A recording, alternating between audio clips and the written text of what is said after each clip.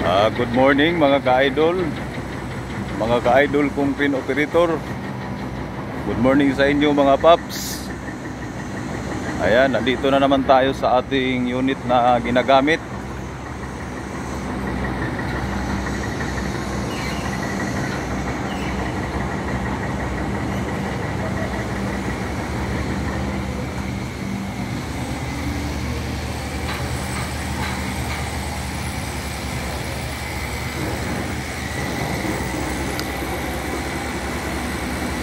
Bago natin siya paandarin, tinitingnan muna natin ang lahat kung wala bang mga nasagi. Ayan, check muna tayo lahat.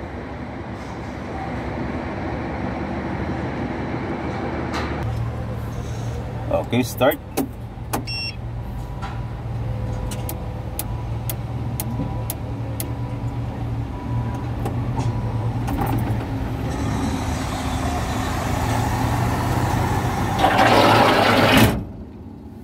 Yan po ang unang lalabas mga paps.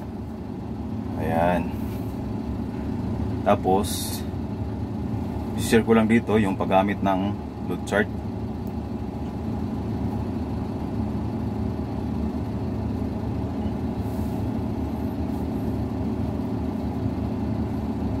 Ayan, ang unang lalabas mga paps yung load chart. Ganyan po ang unang lalabas.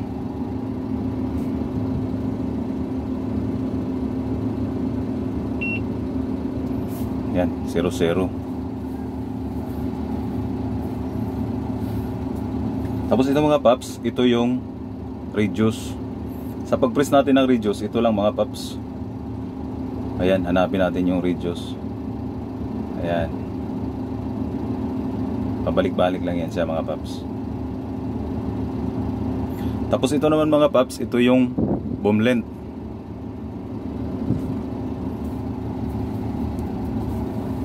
Yan ang boom length. Tapos ito naman yung actual load.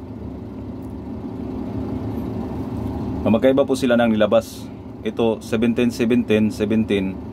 Magkaiba sila ng nilabas na boom extend. Ang dito number 3. Ang dito naman is number 4. Ang dito naman ay number 5. So magkaiba yung actual load nila. Ito naman ang boom length. Ang unang lalabas 5, 4, 3, 2, 1. Pag namili tayo ng boom length mga paps, ito lang. Pe-press lang natin to. Ayan.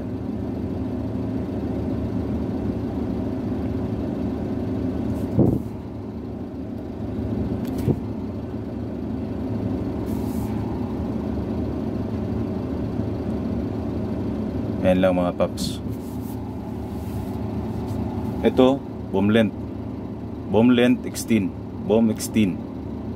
Ito siya, magkaiba sila mga paps. Ito, nalabas niya yung 5. Dito naman nailabas niya ng 4. Pero magkaparehas sila ng boom length. Magkaiba lang sila ng actual load. Ito yung actual load. Ayan, magkaiba sila. Pag namili tayo ng boom length mga paps, ito lang yung ipe-press natin. Ayan. Pabalik-balik lang ito mga paps. Ganyan lang yung pag-seleksyon natin ng boom length.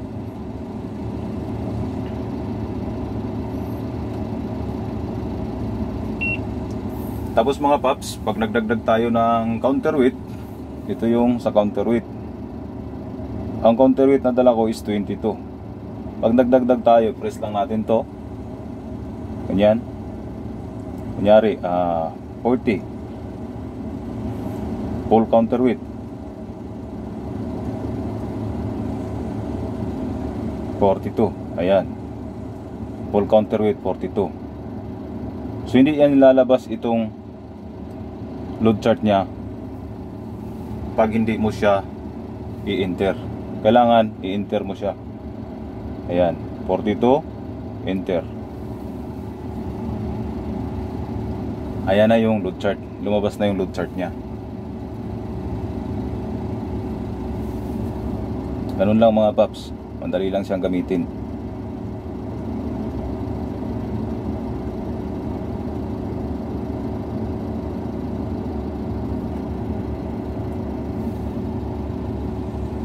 Ayan yung code 0036 ng 22.6 counterweight. Tapos pag nag-ano tayo mga paps ng ribbing, nag-change ribbing tayo, nagdadagdag tayo ng park line, ito lang yung ipipress natin. Ayan. Ayan. Tapos press lang natin tong F8, okay. So magkaiba sila. Sa counterweight, enter. Sa ribbing, okay. Ganun lang mga paps.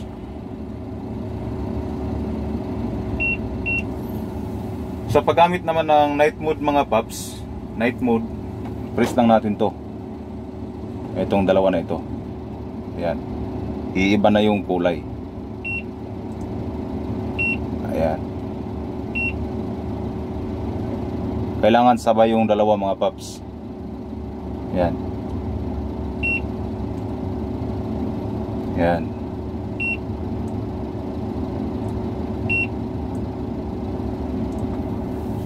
Ayan lang mga paps. Pwede din tayo dito mga paps, pag mga basic lang na bubuhatin o kaya magaan na mga bubuhatin, press lang natin to ng diretso. Itong XT na ito, press lang natin to ng diretso. Pero sa ganito mga paps, dito muna tayo sa F8 operation. Maingay. Tapos mga paps, dito tayo sa 16. Ayan. Kung ano yung i-extend natin, ito mga paps, ito na yung extend. Ayan. Ayan. Tapos extend ka na. Tapos pag nag-retract naman mga paps, isi-0-0 mo lang natin to siya. Ayan.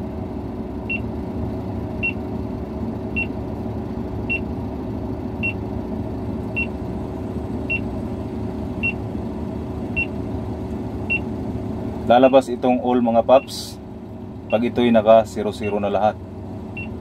Ibig sabihin tiklop na siya lahat. Pag nag-extend naman mga paps, lalabas din itong all na ito. Lalabas din ito siya pag naka-extend ka. Pag ayan, ito yung lalabas.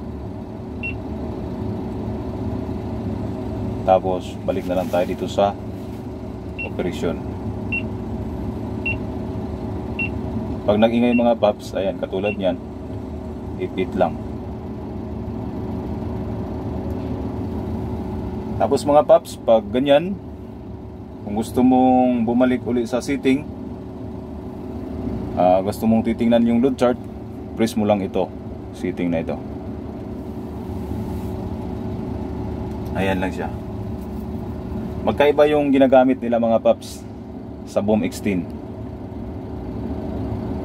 Ito, katulad nito dalawa, sa boom length niya ay 21.4, 21.4. Magkaiba sila ng boom extend. Ayan. Ito yung extend niya, number 4 at saka number 3. Ito naman ang extend niya dito ay number 2 at saka number 3. Ayan. Ito paps, yung boom extend. 5 ang unang lalabas, 4, 3, 2, 1. Ganun lang mga paps. Ganun lang kasimple yung ano sa liver. Tapos okay mo lang siya dito. Lalabas yung operation niya. Ganyan. Tapos mga paps, pag nag-check tayo ng diesel, dito natin siya i-check. Press natin tong F3.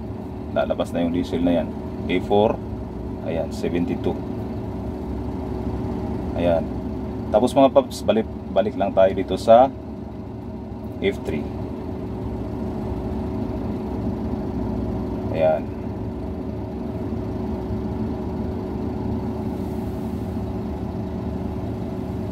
Tapos mga paps, pag ano, bitbitin natin yung counterweight.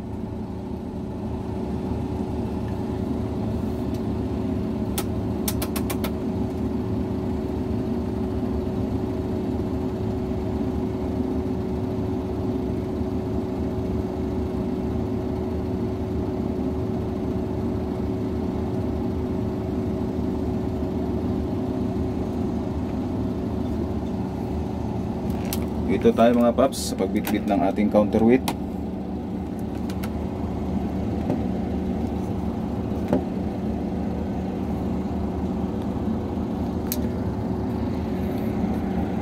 Ayan. Yung mahabang pointer na yan mga paps, yan ang nakatapat dyan. Kung sa degree naman ang ating titingnan, dito tayo sa number 1. Yan ang sa pick up ng ating counterweight.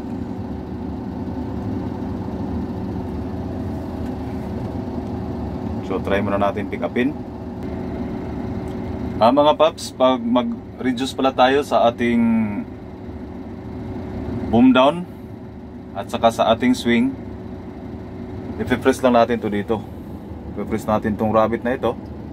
Long press natin siyang ganon. Lalabas na po siya dito. Ayan. Ayan. Ayan. Nag 75 na yung sa swing nya. Ayan. Tapos ganito lang mga paps. Ayan. Ayan. Yan po siya.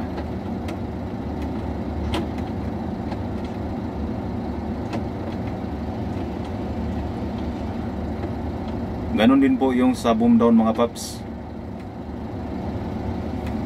Ang sa boom down mga paps, dito naman natin siya sa kabila. Ayan. Ayan, dito sa kabila. Tapos yan na dyan. Gumagalaw na po siya. Ayan. 60, 56, 48. Ayan po yung sa down. Ayan.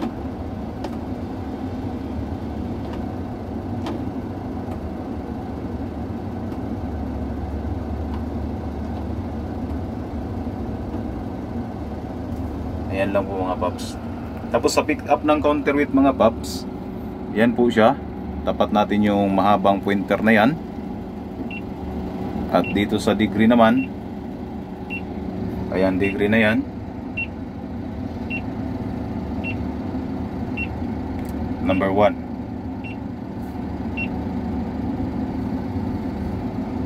Tapos mga paps, pick up tayo ng counterweight.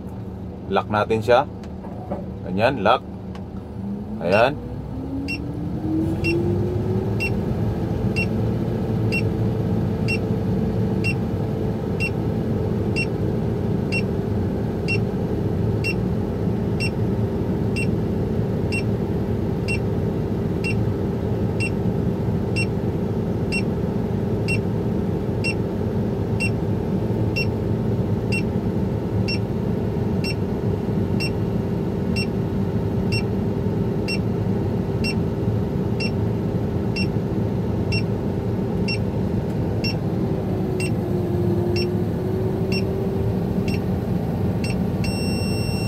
Ayan, tapos na.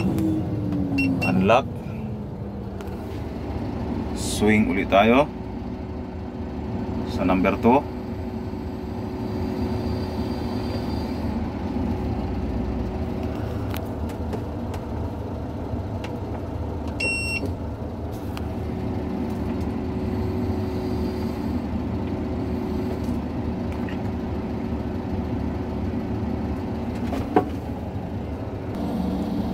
Ayan po mga paps. Ayan, yung pointer na maiksi na yan. Tapat natin siya dyan. Tapos dito naman, ito po siya. Ayan. Sa pick up ng counterweight. Tapos press natin to, kamay na ito. Ganyan. Tapos lock. Tapos up.